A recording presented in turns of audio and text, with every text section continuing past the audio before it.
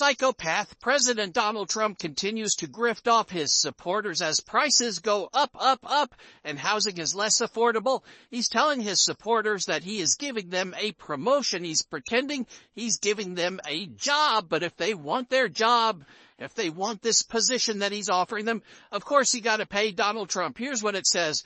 If you are on Donald Trump's listserv, I subscribe so you don't have to. It goes, Ben, it's President Trump. I made a big decision last weekend at Mar-a-Lago. It involves you. A new advisory position is available. And then so when you look at the email that he sends and you click through, it says, President Trump has selected you for the official Trump Lifetime Achievement Award. Victory was only possible because of you, but you got to give a $47 additional donation to Donald Trump. And here's what they're saying, because remember, Donald Trump's policies right now are screwing over Americans and a lot of Americans in red states as well. And again, as prices rise, as his policies are causing layoffs, here's the types of emails that he's sending. Ben, I made a big decision at Mar-a-Lago in consultation with my trusted advisor. Like the great Elon Musk, I made the call to open a few more highly selective spots for cabinet-level advisors, and the first one goes to you. We can celebrate your promotion tomorrow. Right now, we need to get to work. I've personally put together this survey for any new cabinet-level advisors to take on day one of their new position, so I'm going to need you to complete it ASAP, and then when you click it, of course, you have to pay him money, but he's like pretending he's giving out jobs and fake positions in his cabinets to his supporters. I mean, look, I know that about 60% of Americans have below a fifth grade education, but really? And then he sends another email that goes, Ben, I must have made a mistake. It looks like you just missed the cut for earning a Trump Black Cabinet card. I'm so sorry about that. Look, I know we're supposed to make any exceptions, but I'm going to make one just for you. You're going to get a Black Cabinet card from my collection, and you get this card that like lies and says that you're part of his cabinet, but of course you got to pay him for that. Also, you have Lara Trump launching a new business venture. Get ready for the new Lara Trump MAGA workout collection. Apparently Donald Trump and J.D. Vance and his cabinet, not sure if it's the cabinet that it gets the black card or whatever, but I'm not really sure of the distinction. Anyway, they're getting advice from El Salvador. El Salvador's leader, Nayib Bukele, is urging Donald Trump to impeach activist Obama judges in order to save America. And Elon Musk agrees. El Salvador, which their entire GDP is like $40 billion compared to the United States, which is closer to $40 trillion. This is who MAGA idolizes, Bukele, because he rules with this kind of propaganda of a dictator in El Salvador. And he's telling Trump to get rid of Obama judges. It should be noted that the judges who are ruling against Donald Trump and Elon Musk consistently are not just Obama judges. Most of them are actually, a majority of them or so are Republican judges. I mean, you have federal judge Carl Nichols, for example, in Washington, D.C. He's a Trump-appointed judge. Judge John Bates is a George W. Bush-appointed judge. The judge in Washington state that stopped birthright citizenship, Reagan-appointed judge. Another D.C. judge who blocked Donald Trump's desire to send transgender women in prisons into the male prisons, the female genitals. That was a Reagan appointee who said it's cruel and unusual punishment. And look, as all this is going on, GOP lawmakers are suddenly discovering that their own voters seem to be fuming at Elon Musk, particularly for going through their Social Security data, medical records. They're going through the IRS tax records, just like a random person's getting free reign on the government, and they're like destroying critical government programs and resources that Americans rely on. They're saying the quiet part out loud, folks. Like Donald Trump's special advisor, Alina Habba, she was making her rounds on Fox or whatever you want to call it. And she was saying, look, we're taking money out of American pockets, so that's why they're getting upset. We're taking their money. Play this clip. Because that's what they do. If we want to save money, people are going to get upset. Why are they getting upset? Because we're taking money out of their pockets. And she's at least being accurate there. Have you seen the Republican budget? The Republican budget is providing for about a $4.5 trillion tax cut for the billionaires, an $880 billion reduction in Medicaid spending, a $350 billion reduction or so in education spending, about a $250 billion reduction in agriculture spending. So they're crushing education. They want to destroy the education Department of Education. They're going to destroy the farmers as well, and destroy Medicaid. I mean, whether you're Republican, Democrat, Independent, whatever, I mean, Medicaid helps a lot of people out there, and that's what they are gutting, so they can give a $4.5 trillion tax cut to the wealthiest Americans. That's their priority. That's what they're doing. Donald Trump was asked yesterday, so, are you doing any studies about your tariffs if they're going to cause the prices to increase? Because the inflation numbers this week were horrific already based on the chaos that you, Donald Trump, have been causing. Are you doing studies? Because it seems like you're on the verge of crashing the economy. Here was his response. Reciprocal tariffs. Would you also direct agencies to study the impact they would have on prices in the U.S.? No, there's nothing to study. There's nothing to study. It's going to go well. The United States is going to become a very, very strong economically country. Yeah. Kirby said, he goes, there's nothing to study. The same way he said, we don't need to do tests, because if we test, we may find out that there were people who were sick with whatever we're testing for, right? The people were sick with COVID. So don't do the testing. Don't do the studies. Don't do the research. Don't do the reading. Pretend like a miracle it's all going to go away. Just obey.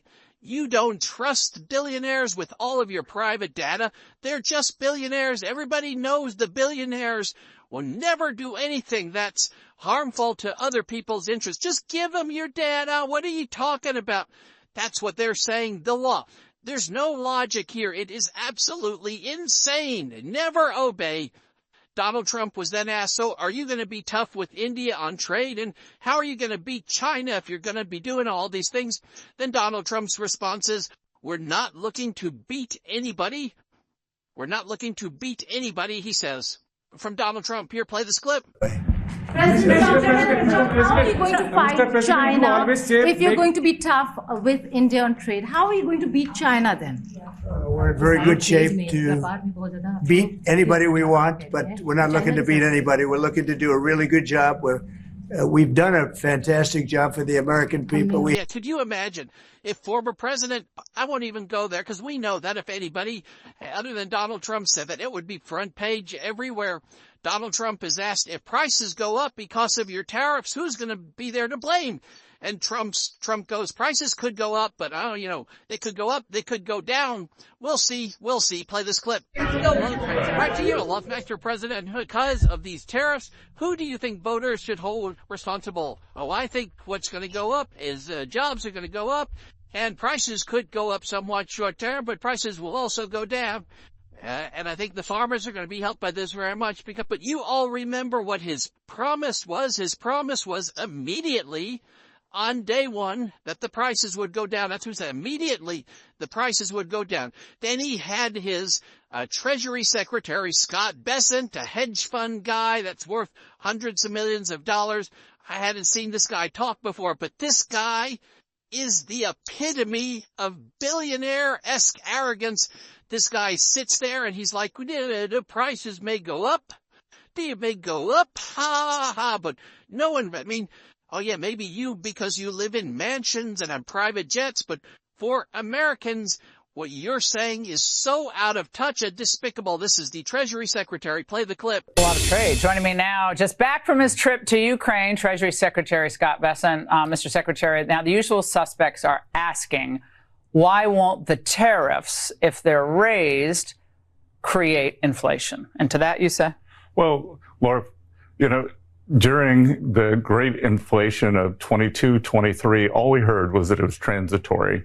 The ultimate transitory hit is if prices go up, and I'm not sure they will, that because a huge amount is absorbed by the currency, big amount is absorbed by the foreign producer. But if they do, we could see a one-time slight increase, and it would be very slight. And vis-a-vis inflation, relative to everything else President Trump is doing, lowering energy costs, deregulating, and common sense policies, inflation is going to go down overall. Well, if other countries retaliate, prices may go up. This is the Wall Street Journal's point. Just take a look. One of these things is not like the other. Donald Trump's first month inflation is soaring.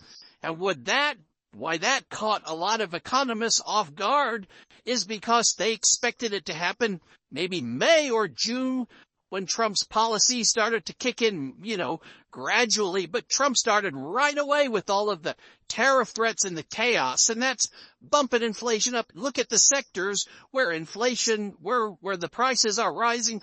Those are in the areas that he's messing with most, or Elon Musk is messing with most. Look at this weird image right here, because you had Prime Minister Modi of India come in. You see Elon Musk sitting with Prime Minister Modi right there. You have Elon Musk's kids there, then you have Modi's delegation. This is just some weird stuff right here. The Kremlin, Putin, Russia laughing at the United States of America for Donald Trump's total capitulation. Julia Davis, she does an incredible job monitoring all things Russia. Laughing Kremlin insiders say Trump has given Putin the green light to expand the war. I'm not going to play any more of those clips because you saw them where Donald Trump said that he thinks that Ukraine should never be in NATO, that Ukraine should not go to pre-2014 borders.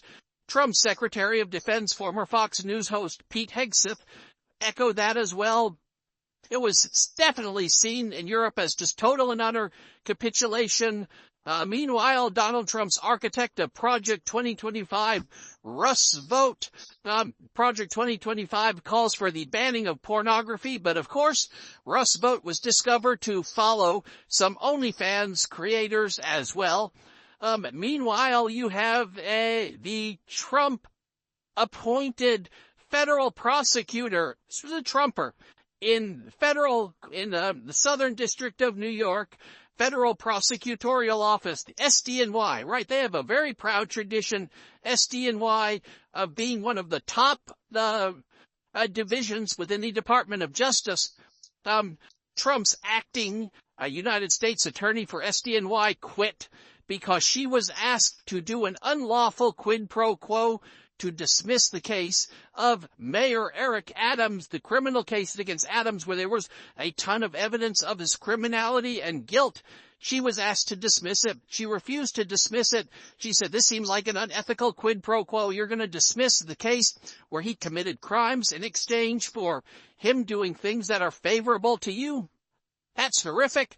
And then, of course, one of the things that Eric Adams allowed, I guess, the Trump administration to do is the Trump administration then raided New York City's FEMA accounts where money was already paid to help certain shelters, $80 million, and snatched it back.